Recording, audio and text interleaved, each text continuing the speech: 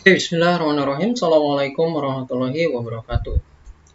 Kita bertemu di dalam materi kimia di dalam kesehatan. Ya, bagaimana kimia kontribusinya terhadap kesehatan? Oke, kita membahas itu hari ini ya. Kimia untuk mengobati penyakit. Jadi, bagaimana kontribusi kimia terhadap pengobatan penyakit? Jadi, dunia farmasi yang dalam hal ini begitu gencar dalam memproduksi obat-obatan, itu memiliki dasar atau memiliki latar belakang ilmu kimia.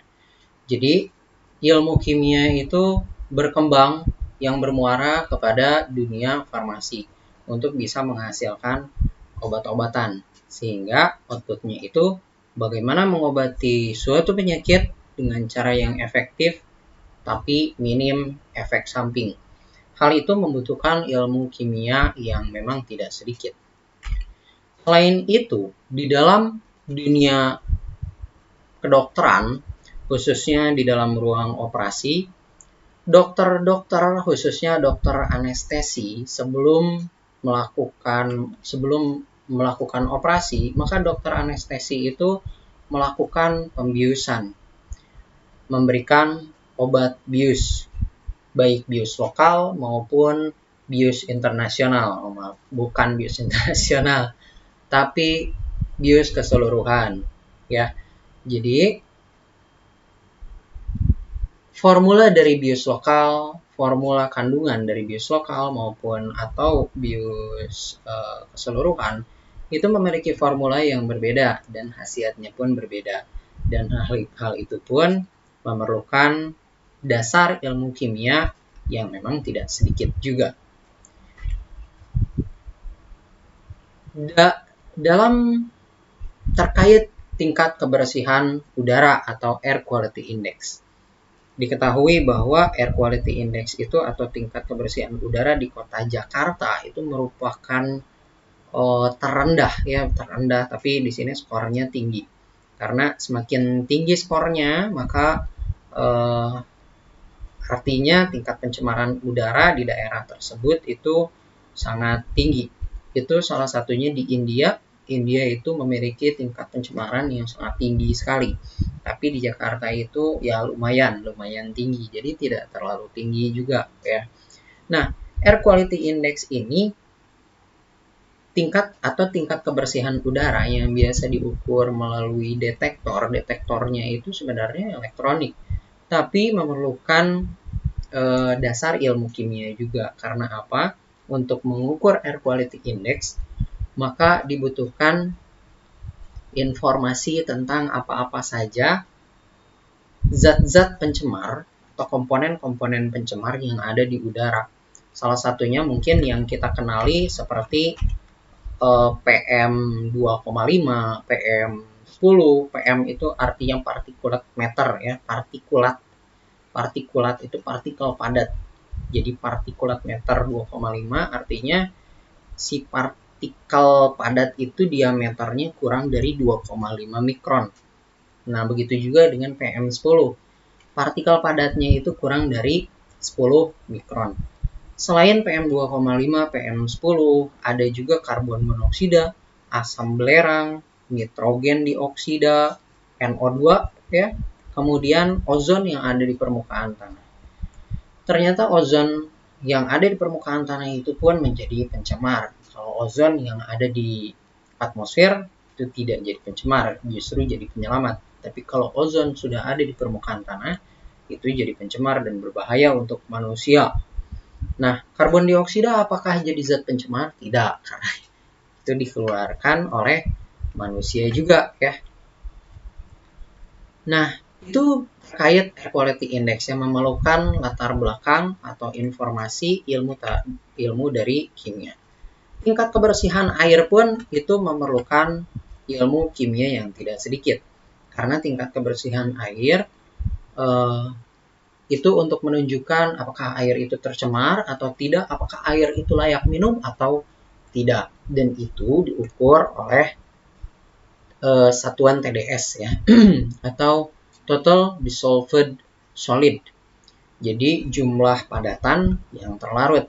Dan kalau nilai TDS-nya kurang dari 900, maka air itu bisa layak minum. Tapi kalau lebih dari 900, maka air itu tidak layak minum. Tingkat keasaman air yang kita ketahui pH ya. Dari pH, nilai pH ini untuk mengukur seberapa banyak konsentrasi H+-nya, konsentrasi ion H+ atau OH-.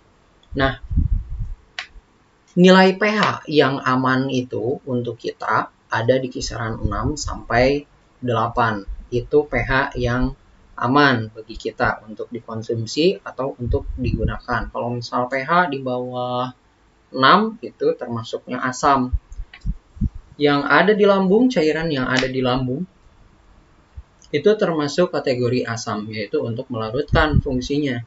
Jadi makanan-makanan yang masuk ke dalam tubuh itu dilarutkan oleh cairan asam lambung. Dan kalau ada pun cairan yang ada di atas pH 8 itu disebutnya alkali ya, air alkali biasa digunakan untuk terapi, khususnya untuk bagian pencernaan. Jadi untuk pencernaan yang terlalu banyak makan asam, maka digunakanlah air alkali yang pH di atas 8, tapi tidak terlalu jauh dari 8 ya. Nantinya berbahaya juga. Kemudian antibiotik untuk membunuh bakteri. Betul, antibiotik. Antibiotik itu pun dikembangkan oleh dunia farmasi dan banyak sekali digunakan oleh dunia kedokteran dan beberapa dokter untuk beberapa penyakit tertentu, misalkan batuk, flu, pilek. Itu pun kadang-kadang ada beberapa dokter yang memberikan resep antibiotik, yaitu untuk membunuh bakteri-bakteri patogen ya. Karena dipercaya penyakit-penyakit itu berasal dari bakteri patogen atau bakteri yang nggak benar ya. Kemudian vaksinasi. Nah, vaksinasi ini mencegah terjangkitnya penyakit dan meningkatkan antibodi. Belakangan ini di bulan Januari 2021 ya. Jadi vaksinasi ini sedang marak-maraknya ya, jadi tren topik. Nah, karena apa? Mulai digunakannya yaitu vaksin COVID-19.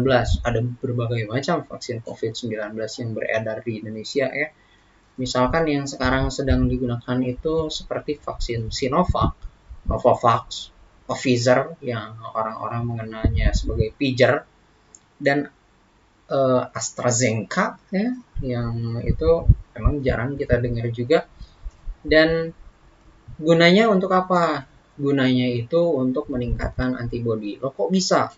Jadi vaksinasi itu merupakan bakteri yang dilemahkan atau kadang-kadang bakteri yang mati, tergantung vaksinnya juga. Nah, diinjeksikan ke dalam tubuh sehingga nantinya tubuh itu akan bereaksi. Bereaksi, dia menghasilkan antibodi untuk melawan apa yang masuk ke dalam tubuh, yaitu yang diinjeksikan tadi. Antibodinya sehingga akhirnya dia meningkat untuk melawan bakteri yang sudah dilemahkan tadi. Jadi bukan bakteri kuat. Sehingga saat bakteri kuat itu datang, antibodinya dia sudah siap. Prajurit atau pasukannya sudah siap untuk menggempur musuh yang datang. Seperti itu ya. Itu merupakan kegunaan dari vaksinasi. Oleh karena itu, dengan meningkatnya antibodi, maka vaksinasi itu kadang disebut juga sebagai imunisasi. Nah, kemudian terapi gen. Gen itu kita tahu merupakan bagian aktif dari DNA. Jadi bagian dari DNA-nya yang itu diturunkan kepada keturunan. Misalkan dari rantai DNA yang melingkar itu ada gen hidung mancung ya dari orang tuanya, kemudian si gen hidung mancung itu diturunkan kepada anaknya sehingga anaknya pun akan memiliki hidung mancung seperti itu. Nah, tapi ada juga gen yang rusak. Jadi bukan hidung mancung, bukan hidung pesek, tapi mungkin hidung bengkok ya. Nah, Itu kalau orang tuanya gennya sudah rusak, maka diturunkan ke anaknya pun, kalau itu merupakan gen yang diturunkan, maka gen itu pun akan juga anaknya akan mengalami hal yang sama. Nah, gen yang rusak itu kalau misal berkembang dan berkembang itu akan menjadi penyakit. Tapi kalau misal tidak ditampakkan, maka ya tidak apa-apa. Jadi itu gen resesif ya, tapi kalau misal sudah dominan, maka itu akan menjadi penyakit. Beberapa gen yang rusak yang berkembang menjadi penyakit itu seperti hemofili, buta warna, diabetes mellitus, Alzheimer, thalassemia, jantung, dan lain-lain. Misalkan buta warna, orang tuanya buta warna, maka anaknya pun akan buta warna. Begitu juga dengan diabetes mellitus, ya. Diabetes mellitus, kalau orang tuanya diabetes mellitus, maka muncul iklannya, maka anaknya pun akan 7 kali lebih memungkinkan terkena penyakit yang sama seperti itu, ya. Jantung, bahkan kanker pun dikatakan itu merupakan penyakit keturunan, jadi lebih berpotensi, ya, lebih berpotensi. Jadi bukan langsung diturunkan. Seperti itu ya. Kemudian, nah, tadi gen rusak.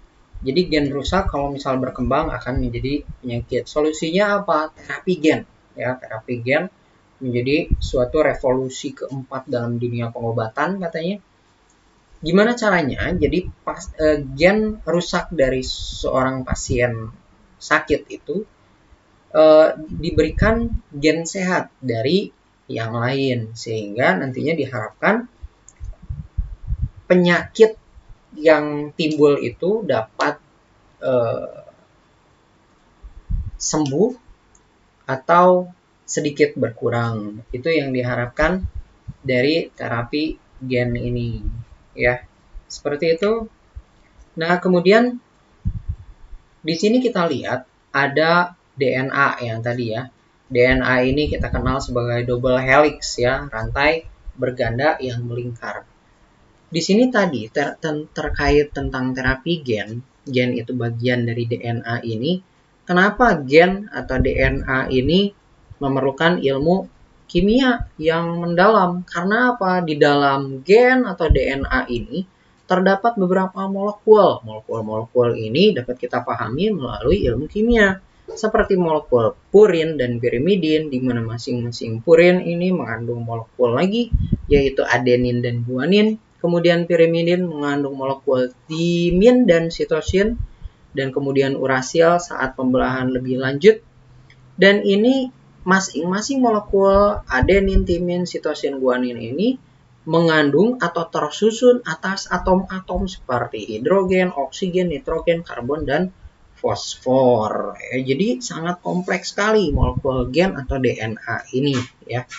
Oleh karena itu, dunia kedokteran ataupun dunia farmasi, bahkan dunia kecantikan itu memerlukan ilmu kimia yang tidak sedikit, ya. Memerlukan dasar ilmu kimia yang tidak sedikit. Tujuannya untuk apa? Tujuannya jelas. Tujuannya untuk bisa menjamin kesehatan masyarakat dan juga menjaga produktivitas masyarakat. Seperti itu. Karena bahkan dunia kecantikan apakah produktif? Iya. Bagi perempuan mungkin untuk meningkatkan produktivitas ya, karena kalau tidak cantik gitu ya, kadang-kadang perempuan yang sensitif mungkin tidak percaya diri sehingga produktivitasnya pun menurun seperti itu. Oke, demikian pemaparan terkait bagaimana kimia kontribusinya terhadap dunia kesehatan dan kedokteran. Semoga menginspirasi. Terima kasih. Assalamualaikum warahmatullahi wabarakatuh.